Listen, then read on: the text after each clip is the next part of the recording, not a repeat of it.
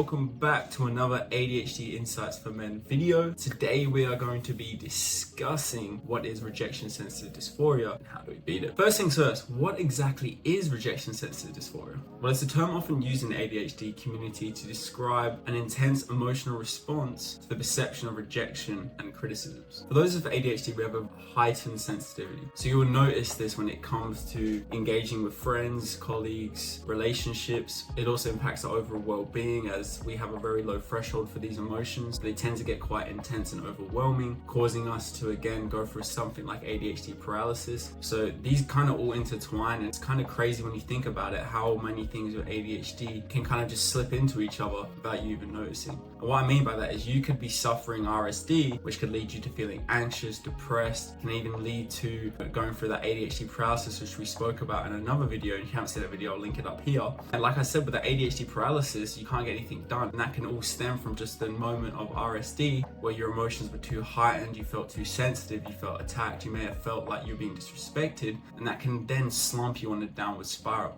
So how do we fix this? How do we get past this? How do we learn to control our emotions so that we're not easily affected by other people? So it's understanding triggers. So we're going to talk about identifying our trigger points, because once we know our triggers, we're able to recognize these situations before they happen. And this is very handy for someone with ADHD, because if we can understand what triggers us, we can actually stop that effect. So a lot of common triggers of people with ADHD, they seem to be when they are told what to do, especially when they're already thinking about doing it. Another trigger that I personally find for me, social situations, especially when trying to get to know someone, or someone's kind of giving you a vibe already that they don't like you. And especially about ADHD, it's very easy to pick up on these vibes, and it kind of explains why we're always scanning. And if you haven't heard of the hunter-gatherer theory, I highly suggest checking it out. See, it explains that back in the days, the hunters were most likely the ADHD people, whereas the gatherers were probably neurotypical.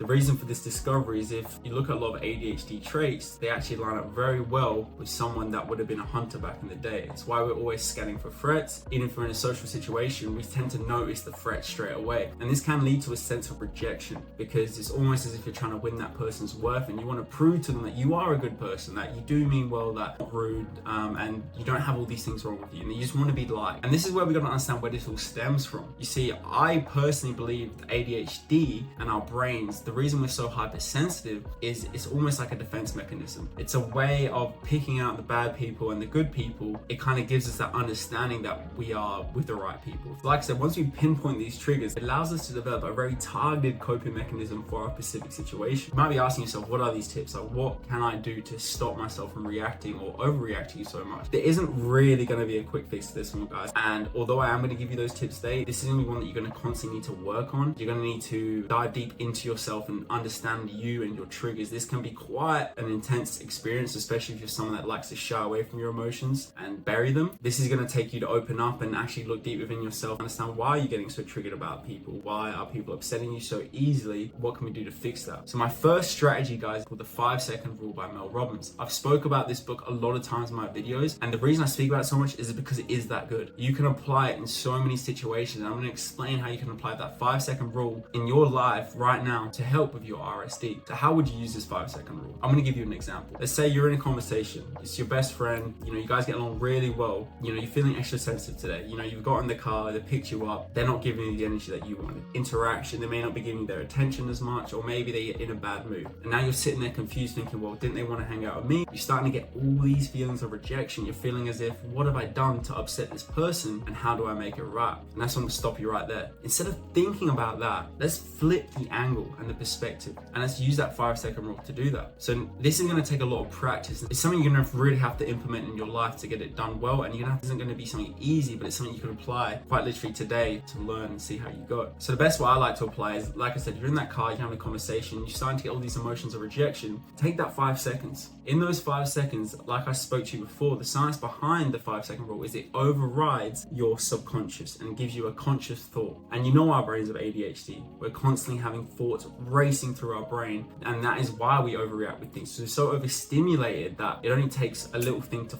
fly us off the radar. But what I'd like to challenge you is to take that 5 seconds, and when you start counting down and you start to slow down your breathing, you're slowing down your adrenaline, you're slowing down all your emotions, you'll start to notice something really special. And I really want you to think about this. You'll start to understand that this isn't about me. It really isn't.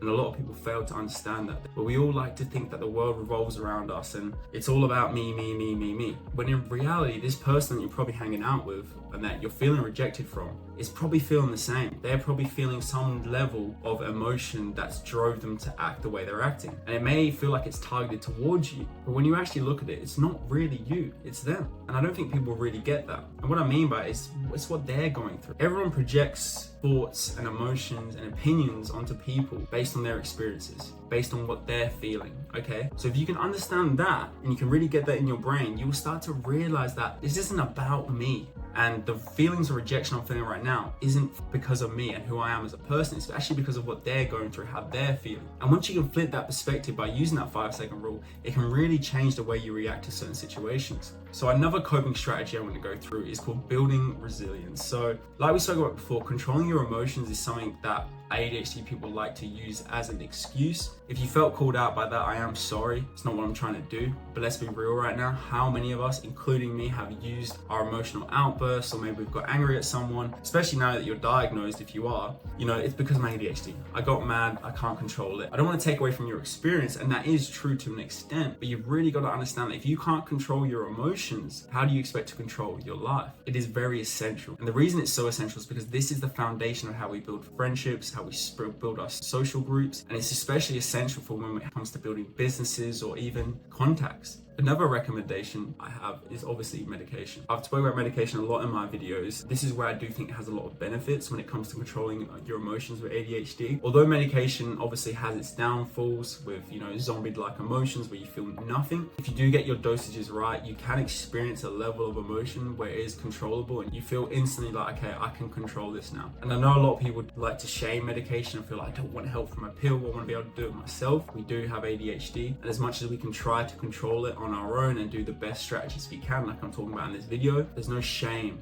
in using a pill, taking medication to help you do better in life. If it's helping you go further in life and do more things, is it really a bad thing? Another way of handling your rejection sensitive dysphoria is the Be a Star method. As cringe as it sounds, I do love this acronym. Basically, Be a Star stands for stop, think, act, and recover. This is something I've used, and it's very similar to the 5-second rule. It gives you that time and space to react. Slowing down is something ADHD people find hard to do. So just stopping, thinking, and then acting, it sounds almost like, oh, yeah, what the fuck, obviously. That's where I really want to challenge you guys to really control that emotion and really kind of get it inside yourself that you don't need to react so instantaneously. Although it is an impulse, and sometimes it feels like you can't control it. That's what you need to really learn, building resilience and building that emotional control by using that, understanding that, okay, I don't have to react straight away. I can take a moment to think, is this person really mad at me? Are they really rejecting me? Or are they mad at themselves and are going through some type of experience that is now changing this experience? Yeah, allowing yourself to stop, think, and act, especially during unpleasant situations, like I said, gives you that time to react and just identify what the issues are here. So a couple of books I highly recommend, especially that teach you a lot about stoicism, especially as a man and masculinity, which is basically controlling your emotions, is The Way of the Superior Man by David Data. This book really changed my life and how I view my emotions, and I honestly couldn't recommend it enough. What you gotta understand about your emotions as well, and you've survived this before, you've done it all before, and especially if you're feeling like you're having a very crappy day and you can't really find the positives from them, something I like to kind of do, which I've found this from a website, I'll try to find the link, is called the happy and crappy moments.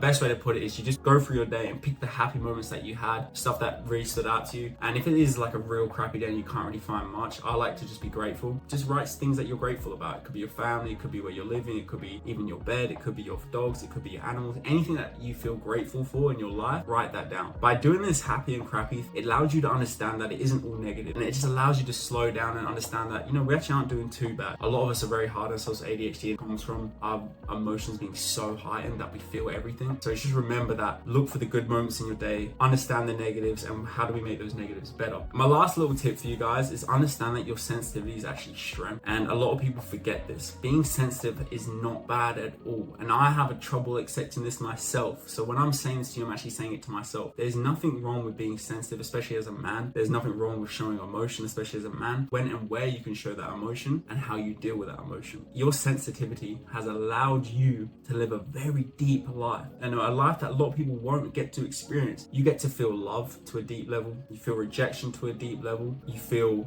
pain to a deep level, mentally and physically. You get to experience a lot that may sound negative that most people never experience in their life. And that level of emotion, that sensitivity, and that empath inside of you, it allows you to experience other people's lives. It allows you to feel. You've got to start wearing your sensitivity like a badge of honor. Be proud of it. Understand that that is who you are. There's nothing to be shameful about being sensitive, especially as a man. I know a lot of men do struggle with that and feel like it's weak to be emotional and it's weak to be sensitive. And yeah, it is weak to not be able to control your emotions. It's weak for anyone, neurotypical or neurodivergent. If you cannot control your emotions, you're basically a child, and we're not children here. We're full-grown adults trying to fix our everyday lives. So you've got to understand that you do need to learn to control these emotions, but there is nothing wrong with having those emotions. There's nothing wrong with being sensitive, being able to feel. You know how crazy that is, that you can feel every emotion so deep. I mean, you can really feel it, experience it, and live it. And a lot of people don't do that. A lot of people don't even experience love the way we experience love. A lot of people don't experience happiness the way we experience happiness. As I wrap up today's video, guys, please remember that you're not alone in navigating your ADHD emotions or any traumas or troubles you have. Obviously, you got people like me here anytime. Just send us a message, comment on the video, whatever. I'm always here.